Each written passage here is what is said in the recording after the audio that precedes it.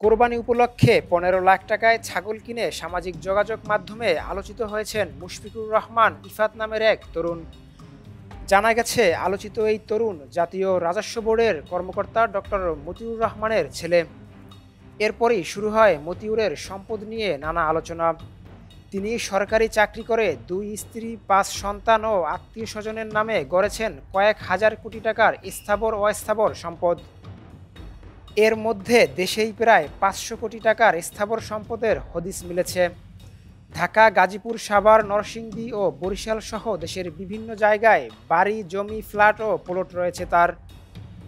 এছাড়া সরকারি বেসরকারি ব্যাংকে নিজের এবং পরিবারের সদস্যদের নামে এফডিআর ও শেয়ার বাজারে নিজ নামে অর্ধশত কোটি টাকা বিনিয়োগ রয়েছে।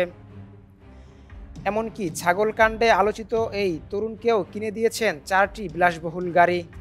এসব গাড়ি তার বিভিন্ন কোম্পানির নামে রেজিস্ট্রেশন করা। তিনি রাষ্ট্রায়ত্ত সোনালী ব্যাংকের পরিচালক পদেও রয়েছেন। ২০২২ সালের ফেব্রুয়ারিতে ৩ বছরের জন্য তাকে নিয়োগ দেয় অর্থ মন্ত্রণালয়ের আর্থিক প্রতিষ্ঠান বিভাগ। রাজস্ব কর্মকর্তা ও রাষ্ট্রীয় ব্যাংকের পরিচালক হওয়ার সুবাদে শেয়ার বাজার সহ বিভিন্ন ব্যবসায় সুযোগ সুবিধা নিয়ে গড়ে তুলেছেন বিশাল সম্পদের পাহাড়।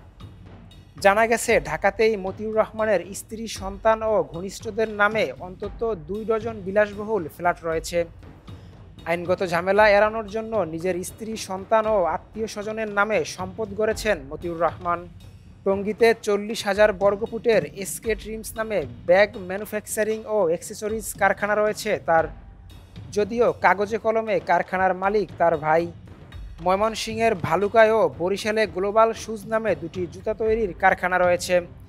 নরসিংদীর রায়পুরায় world park and eco resort রয়েছে। এসব রিসোর্টের মালিকানায় রয়েছে তার ছেলে ও মেয়ে। এছাড়া পূর্বাচলে আপন ভুবন পিকনিক অ্যান্ড শুটিং স্পটের মালিক তিনি। দেশের নামকরা ডেভেলপার কোম্পানিতে রয়েছে তার মালিকানা।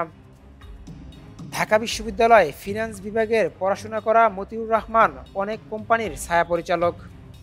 একাধিক ছোট কোম্পানি শেয়ার বাজারে আনার মাধ্যমে বাজার সংশ্লিষ্টদের কাছে ব্যাপক পরিচিতি লাভ করেন। শেয়ার বাজার কারসাজিতে জড়িতদের সঙ্গে ঘনিষ্ঠ যোগাযোগ রয়েছে বলেও জানা গেছে।